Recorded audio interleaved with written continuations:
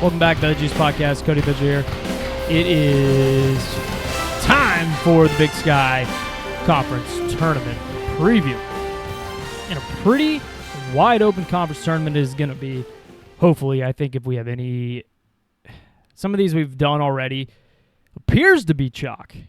Like it's going to be chalk, but some of them haven't already. I mean, obviously, Central Connecticut State already got beat. If you watched the WCC preview I just did, I talked about how Central Connecticut State winning the NEC and they lose to the 7-seed Wagner.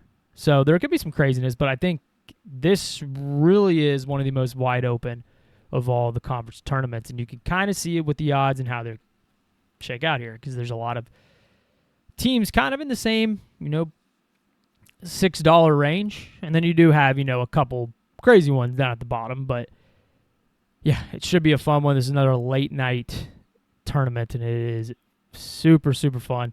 As far as the odds, Montana State comes in as the favorite at plus 340. Portland State is plus 400. They won the league the regular season, actually, and they're the 1 seed, and they are in second in odds. Northern Colorado is plus 425. Eastern Washington plus 475. Montana plus 700. Weber State plus 850, Idaho plus 950, Idaho State 35-1, Sac State 200-1, and Northern Arizona is 300-1 to win the Big Sky tournament. It's been a fun season and a wild season in the Big Sky just in general. Sorry, I need a little bit of Diet Coke here to get through the rest of this one. Yeah, in the mood for a Diet Coke instead of a Coke Zero. Sometimes the flavor is just way different. Sometimes you actually need a Diet Coke. Diet Coke's really good on ice compared to Coke Zero, where it's good anywhere. But unfortunately, it's a little bit warm, but we've been busting out previews like crazy. I've been busy as hell, so I need as much Diet Coke as I can. I had to put the coffee down. I was getting too much of a headache, and as everybody knows, I love to drink a fuck ton of coffee, but sometimes it's just a little too much. Yeah, the wildness is pretty normal, I would say, for this league. But like even teams like Eastern Washington, who started off the season so terribly in the non-con, they bounced back. Northern Colorado starts off red hot, and then they kind of plunge the season down, and then they kind of pick themselves up towards the end. It's been a fun one. So let's get into the tournament. Tournament takes place. I had this. This is also what they call Starch Madness, which makes sense, Boise, Idaho. To get to the bracket, it's a pretty basic bracket. None of the craziness we just did with the WCC or like they do in the Sun Belt. It's pretty normal. It's pretty straightforward, kind of the way I like it. In the first game, Idaho State, Northern Arizona. Yeah, you know how I said it's going to be crazy? I don't think I'm going to see craziness here just yet because I have the Tigers advancing in this one to take on Portland State. It just really wasn't high all season on Northern Arizona, and I think Idaho State, as bad as they were, like record-wise, they finished really bad down the stretch. They had a giant losing streak mixed in there, but before that, they were actually playing competitive, good basketball, and I thought they were going to be a team that could compete and, be at the maybe to get even a bye in this league here, but unfortunately kind of just fell out. But this team did beat Montana and Montana State and Idaho in the regular season. Like, they're not terrible, not absolutely terrible. So I'm going to go with the Bengals. Sorry, I said the Tigers. They are the Bengals to advance in the second round. Idaho and Sac State. Stick with the Idaho theme here. I have the Vandals winning here. Good year, really good year for Idaho.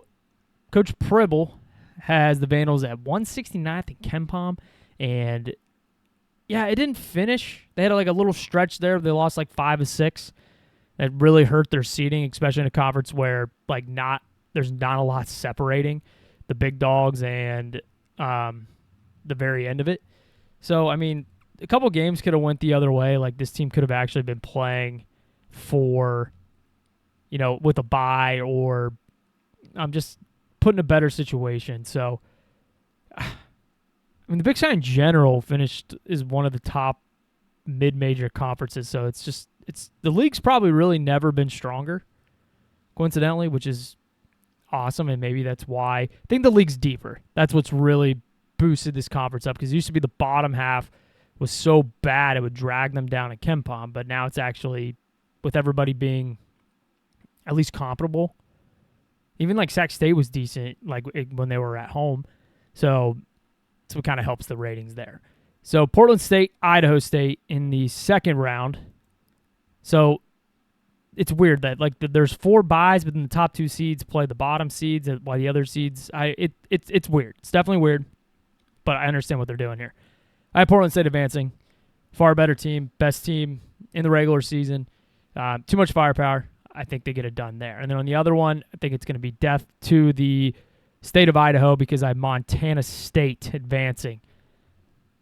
I mean, Montana State's made the NCAA tournament, twice in the last 3 years? I think the coach has done pretty good. Now, it's only been once, but still they've been battle-tested. They've been through the wars. I think culture matters, familiarity in the tournament, familiarity with the format. I like them to advance here. Really fun game in this semis. Montana versus Northern Colorado. Again, Steve Smiley in Northern Colorado started off the year really, really hot. And then what did they start? So no, they did not start. They had a really good non-con, yeah. They were 9-1 to start the year. Non-con, they lost a couple tough ones, Tech and Denver. It is what it is. But then, yeah, they beat Colorado. That's what it was, in a rivalry game. They beat Colorado. Started off league play 1-7, but were able to rally and finish out the year 10-8. So things are looking good. They only lost one game down the stretch, and that was Eastern Washington.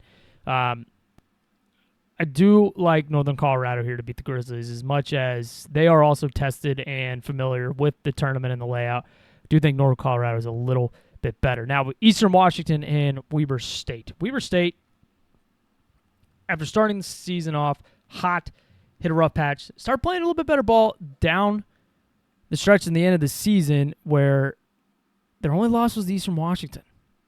Well, no, they lost to Portland State the very last game of the season, but it was kind of an irrelevant game. Seeding was already locked up. Eastern Washington was this weird story, man. With a lot of close games, and then they just kind of faltered out, and then just lost a lot of. They were 3-6, but a lot of close losses. Won a shit ton in a row, and then they lost the last game of the season. But still pretty impressive. Still pretty impressive. But I really went back and forth with this one, because I do think both these teams are pretty comparable. I ended up going with Weber State.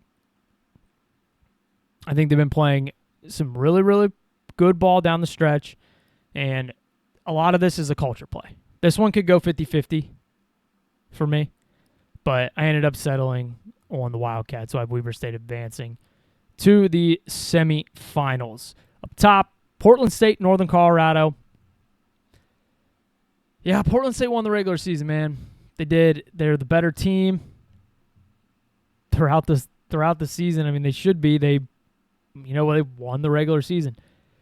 But I'm going to ride the momentum of Northern Colorado and Steve Smiley. I think I got the better coach. I think they got the hotter team. This team can go on these crazy, crazy scoring spouts where it's just impossible to keep up with them on a run. So I have the Golden Bears. I think they're probably just the Bears, but advancing to the semifinals. And the other one, Montana State, Weber State, I have a little bit of an upset here. I have Weber State, the Wildcats. I don't. Sorry, the Montana State. Sorry. I thought I picked that one. So that's the thing. With this bottom half of the region, you can't go wrong with any of the three teams between Montana State, Weber State, and Eastern Washington, because I think all three of them have a chance to be in this championship game, and I really, really like them. If you want to bet on any of them, I totally understand.